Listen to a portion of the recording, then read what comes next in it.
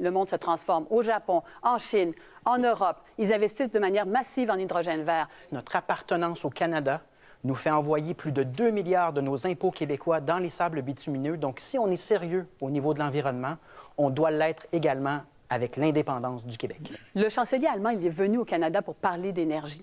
Il est allé à Terre-Neuve pour parler d'hydrogène vert. Il n'est pas venu au Québec. En fait, ce qui s'est passé, c'est qu'on s'est fait damer le pion par Terre-Neuve. Vous êtes fait damer le pion par Terre-Neuve, Monsieur Legault. Les experts l'ont dit, votre plan éco là, pour l'hydrogène vert, ça prendrait 21 romaines. Puis vous dites, vous ne ferez pas de barrage. Où vous allez prendre l'électricité pour votre hydrogène vert? Les gisements éoliens, là, on en utilise moins de 1 aujourd'hui au Québec. Et vous proposez des barrages. Alors, quelle rivière vous allez arnaquer? Quel terrain vous allez inonder? Moi, je pense que c'est un beau projet de société de faire du Québec un des pays les plus verts au monde. Faut pas faire peur au monde. Le problème avec les 4 chefs qui sont ici aujourd'hui, c'est qu'ils ont tous la même chose. C'est une surenchère de savoir lequel des chefs va présenter un pourcentage le plus élevé possible pour bien paraître. Mais il n'y en a aucun qui va nous dire exactement les sacrifices qu'il va demander aux Québécois. L'an dernier, le Québec a définitivement fermé la porte à l'exploration pétrolière et gazière. Monsieur Duhem, vous dites que c'est une erreur. Oui. On est en pleine crise climatique. Vous ne croyez pas qu'il y a urgence d'agir? Bien, écoutez, Mme Anglade vient de parler de la délégation allemande qui était au Québec il y a à peine quelques jours, puis au Canada. Le chancelier était ici. L'Allemagne a désespérément besoin présentement de gaz naturel liquéfié, notamment. Le Québec a dit non, comme les 4 partis qui sont contre le projet, par exemple, GNL Québec au Saguenay, alors que présentement, l'Allemagne se demande comment ils vont chauffer cet hiver. On aurait l'opportunité au Québec, au lieu d'avoir du transfert des centrales présentement en Allemagne qui vont fonctionner au charbon, d'envoyer du gaz, de réduire Avec vous, M. Duhem, on sait où est-ce qu'on s'en va. De réduire la charge environnementale de 60 %. C'est clair, on vous entend. L'environnement, c'est pas important. De croissance. C'est clair pour vous, l'environnement, c'est pas important.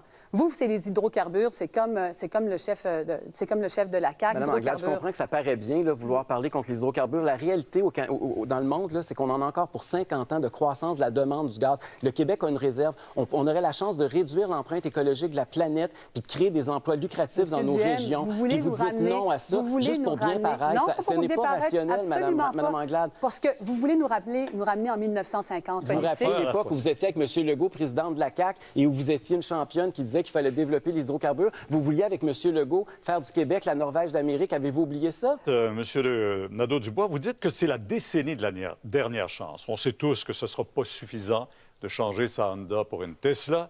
Quels sacrifices concrètement vous voulez qu'on fasse dans notre vie de tous les jours? Moi, je refuse qu'on parle de la transition écologique juste comme d'une question de sacrifice. Moi, je pense que les Québécois et les Québécoises, ils savent là, qu'il va falloir qu'on change nos habitudes de vie.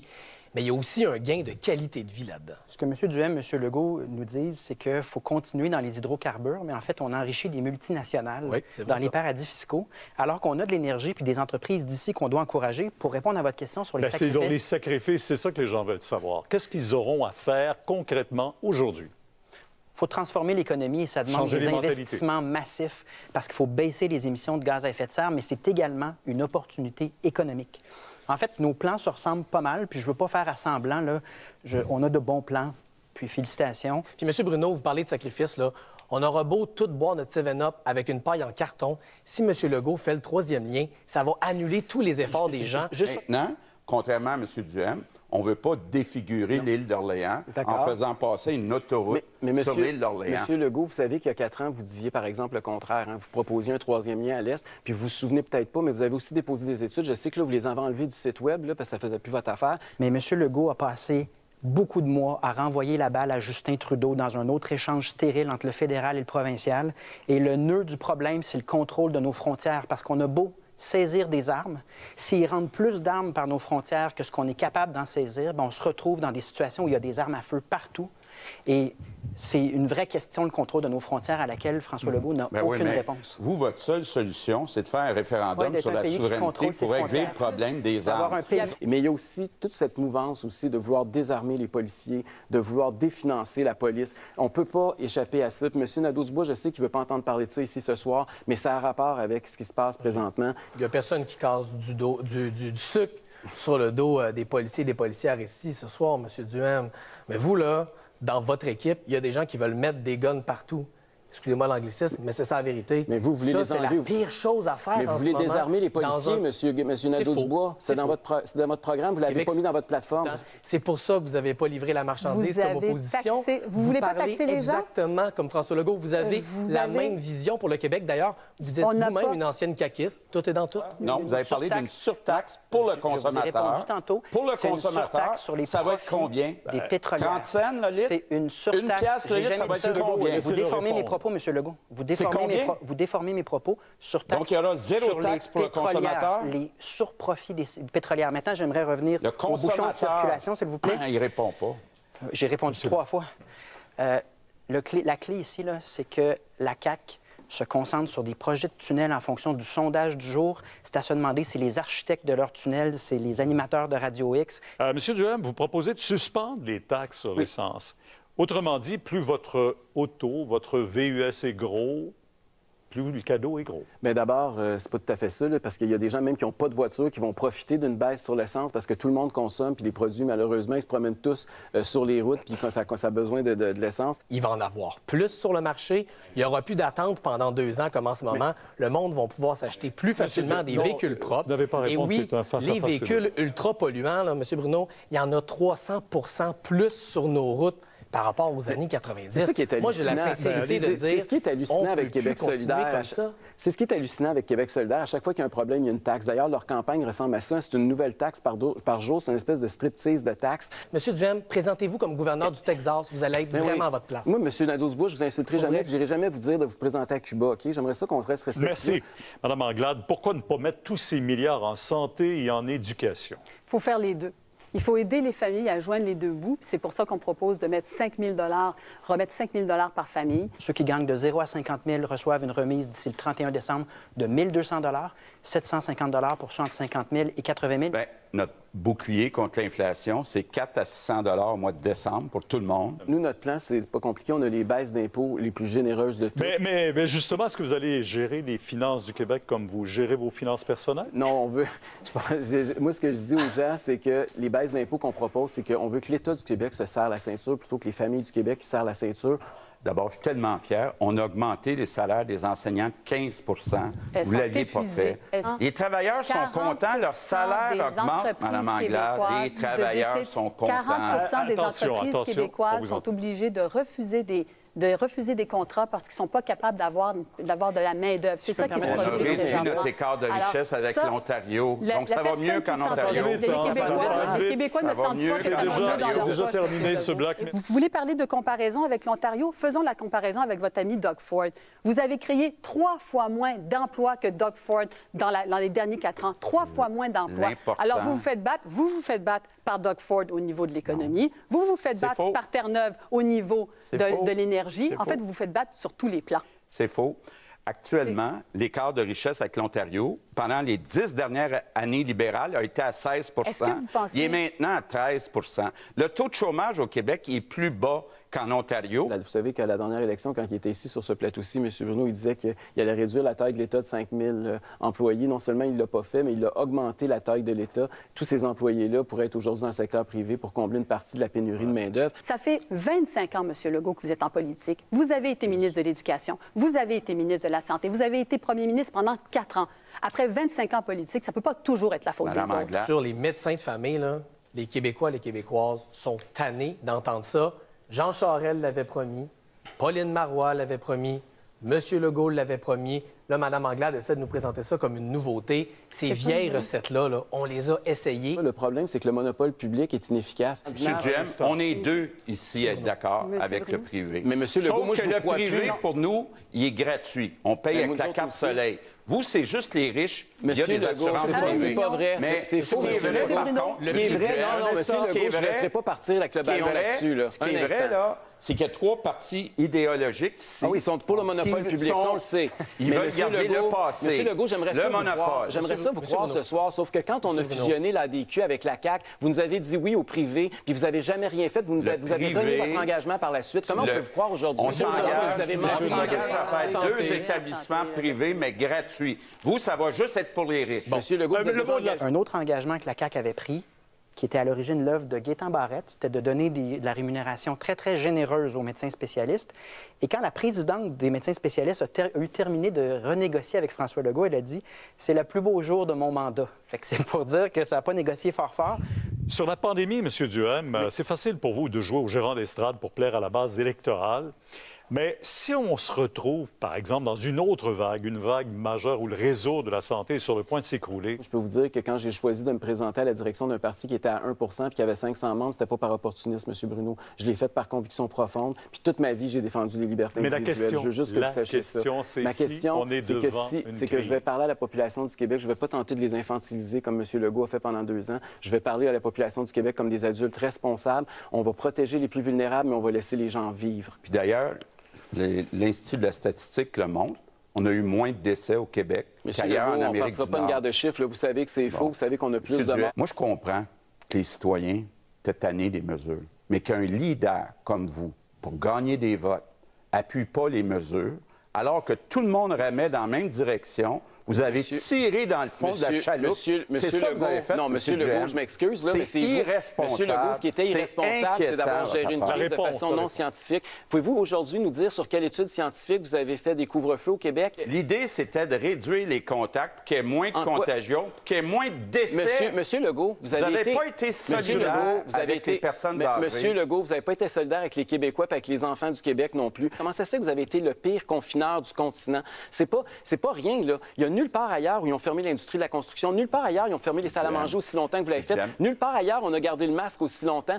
Les statistiques de surmortalité, il y a eu c'est les chiffres qui font votre affaire. Vous ne regardez pas les morts per capita. 4 fois plus de décès aux États-Unis. À part vous, il n'y a personne qui nie ces chiffres-là. Je pense pas qu'on est... On ne fera pas de bataille de chiffres ce soir. On s'arrête là, si vous... La santé mentale, là, ça devrait être considéré comme une priorité et on devrait investir de manière importante et c'est ce qu'on prévoit faire au Parti libéral du Québec. Bien, je vais vous concéder quelque chose, Mme Anglade. Vous parlez de santé mentale, puis quand vous parlez de santé mentale, je sens que vous êtes sincère, puis que ça vous intéresse pour vrai, puis que ça vous préoccupe. Le problème, c'est que vous êtes chef du Parti libéral du Québec. Le parti qui a mis à mal le système de santé.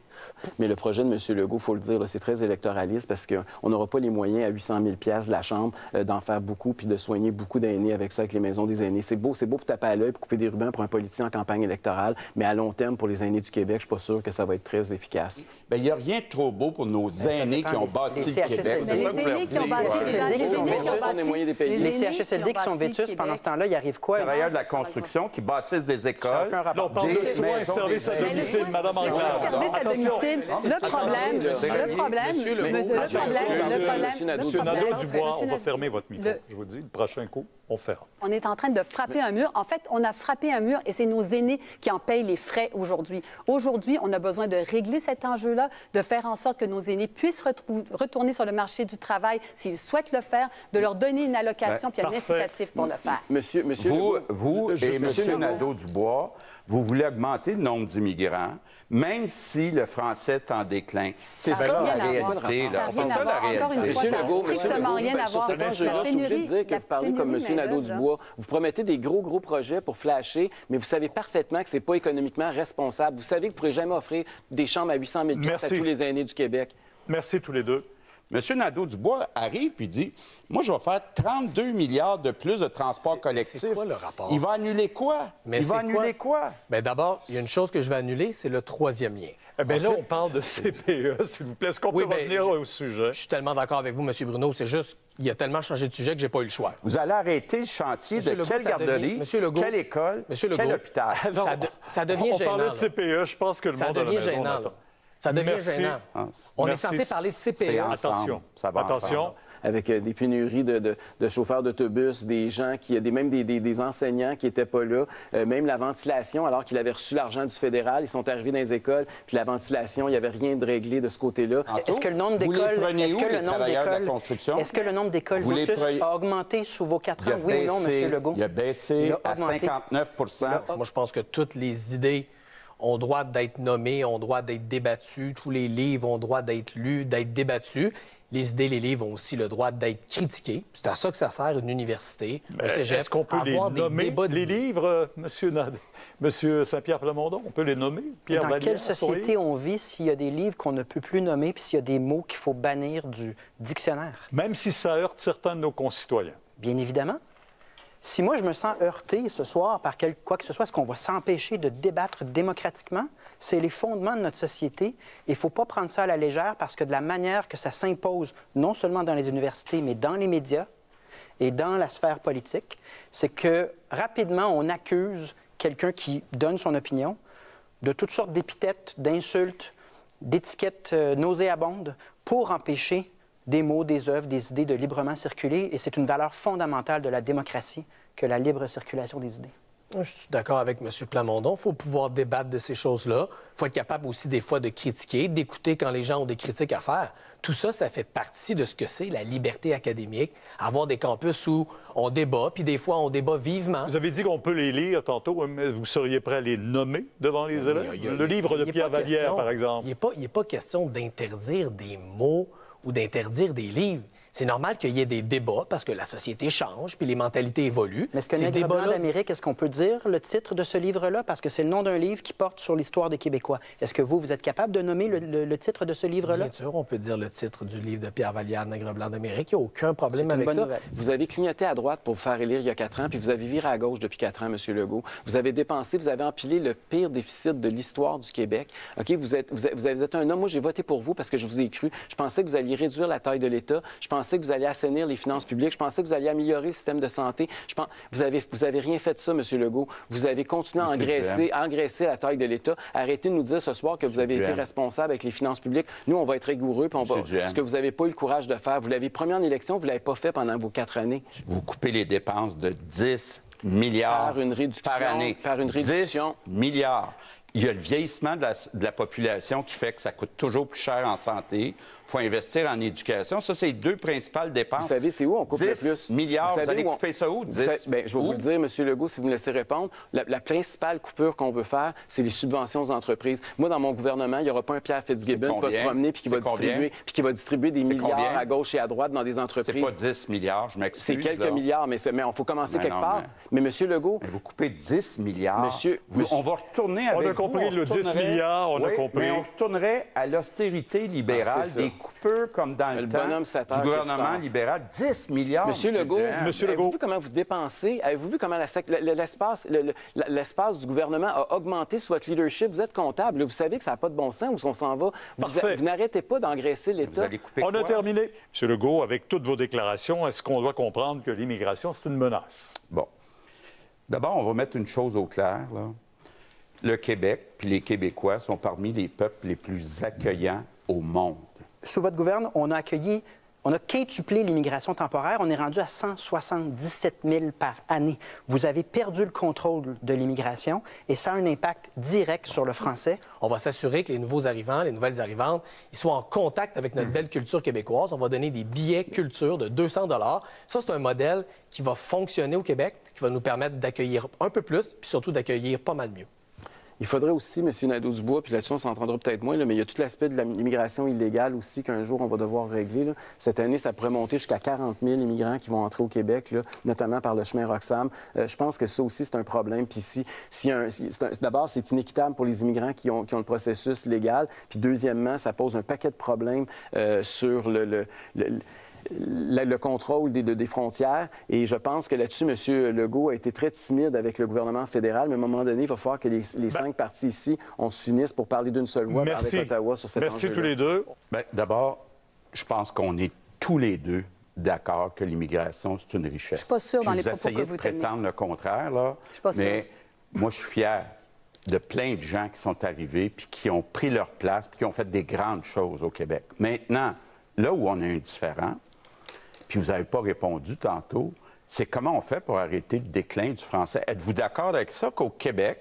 aujourd'hui, il y a de moins en moins de Québécois qui parlent français? Est-ce que ça vous préoccupe? D'abord, est-ce que vous le reconnaissez? Mais ce n'est pas à coup d'interdiction, comme vous l'avez fait avec le projet de loi 96, que ça va régler la situation. Je vous rappelle, on va revenir sur cette question de la loi 96 dans un moment. Et sur il faut arrêter de dire que l'immigration, c'est une menace, que l'immigration devrait être associée à des thèmes... Monsieur Bourassa... Non, M. Bourassa, ne faites pas revivre. On arrête là. Madame Anglade, laissez au moins répondre. Madame Anglade. M. Bourassa a perdu des sièges pour défendre le français. Vous avez allez abandonner Vous le vous français. divisez On arrête les là. Vous avez Québécois, voté vous contre le projet de loi divisez les Québécois. 96. Le projet On de loi arrête, 96. s'il vous plaît, on passe au prochain sur les seuils. On ferme vos micros. Vos micros sont fermés. Parce que le modèle canadien de toujours augmenter les seuils ne correspond pas à notre capacité d'accueil en français. Donc, on ne peut pas être climato-sceptique de la langue, nier ce que tous les démographes nous disent, à savoir que les allophones échouent la francisation à 90 %, les transferts vers l'anglais comme langue d'usage sont massifs. On ne peut pas ignorer ça. On a le droit de se faire notre modèle québécois. Et 35 000, c'est le modèle de Landry, Bouchard, Parizeau, des années où le français augmentait à Montréal. Il y a des économistes qui parlent plus de 80 000. Nous, on est confortable à l'intérieur de ça, entre 60 et 80. La question pour vous, M. Plamondon, ce serait, vous, dans votre cadre financier, combien vous allez mettre en francisation? Merci. Déjà fini. Parce qu'on va continuer à parler du français. Vous allez voir, puisqu'on parle du français, là. Avoir Vous des avez voté principes, pour quelque c'est chose? dire la Vous même étiez chose pour ou vous étiez contre le l'automne, projet de loi? au Madame printemps, Anglade, Madame l'été. Anglade. Vous avez changé étiez- 3 fois OK, de Vous avez parfait. voté pour Monsieur ou contre? Duhem. Madame Anglade, vous étiez favorable au projet de loi. Vous l'avez même amendé pour le rendre encore pire. You betrayed English Quebecers, actually, on that bill. Je veux juste vous rappeler là, que vous avez trahi voudrais la vous communauté rappeler que anglophone le avec seul vos parti- positions le seul sur cet parti- enjeu-là. Vous Laissez dites poser la une chose en question, anglais et Madame une chose en Anglade. français qui sont pas les mêmes choses. Madame Anglade, sur comment cet enjeu-là, Mais on a voté contre le projet de loi 87. Oui, ultimement, parce mais que vous étiez pour au justement, il y avait- départ. justement, on a voté contre le projet de loi 87 et contre le projet de loi 21. Madame Anglade. Parce que, encore une fois, On passe à il y côté avait de des droits l'essentiel en ce moment. qui étaient affectés par ça. Madame Anglade, tout- un moment. Monsieur Duhem. Madame Anglade, vous avez été favorable au projet de loi. Vous trouviez même qu'il n'allait pas assez loin. Vous avez proposé des amendements. Les amendements ont été adoptés par la coalition Avenir Québec de M. Legault. Après ça, vous avez changé d'idée. Vous vouliez retirer vos amendements. La CAQ Monsieur voulait Duhem, plus. ça n'a C'était aucune la importance. cacophonie. Là, on va parler du français. Sur le Alors, sujet, je suis c'est interpellée. C'est l'avenir du français en Amérique, le Juste une sujet. seconde, vous allez avoir le droit. C'est l'avenir du français en Amérique. On s'en fout pour qui les gens ont voté. Mais c'est pas la faute des anglophones. La dernière chose qu'on a besoin, c'est de commencer à se battre contre les anglo-québécois qui ont des droits historiques. Ce qu'il faut faire, c'est mieux franciser nos immigrants. La raison pour laquelle le français décline au Québec, c'est parce que nos immigrants, puis vous venez d'en parler, là, parce que nos immigrants ne s'intègrent pas suffisamment en nombre à la majorité francophone. C'est là-dessus qu'il faut faire Le temps quelque chose. est écoulé. Le 96, il doit être modifié pour faire en sorte que les droits des minorités soient respectés. Monsieur Duhem, vous dites mis à la poubelle? Moi, je pense qu'il faut partir sur de nouvelles bases. Le projet de loi 96, il est perçu comme par les Anglo-Québécois comme une attaque à leurs droits fondamentaux. Je pense que c'est des mauvaises bases. Si on veut avoir un projet qui unisse les Québécois puis qui cible davantage les immigrants pour les intégrer à la majorité francophone, il faut repartir sur une nouvelle base. Il faut présenter une nouvelle législation. Mais vous ne précisez pas laquelle. Vous ne dites rien Merci. par Je rapport à l'ai la présenté, nouvelle c'est le rapport législation. Sanson. Non, faut- Merci beaucoup tous les deux. Donc, vous pouvez voir tous nos reportages concernant les élections 2022 à quebecelection.ca. Puis, vous pouvez nous supporter dans nos déplacements et nos autres dépenses. Merci.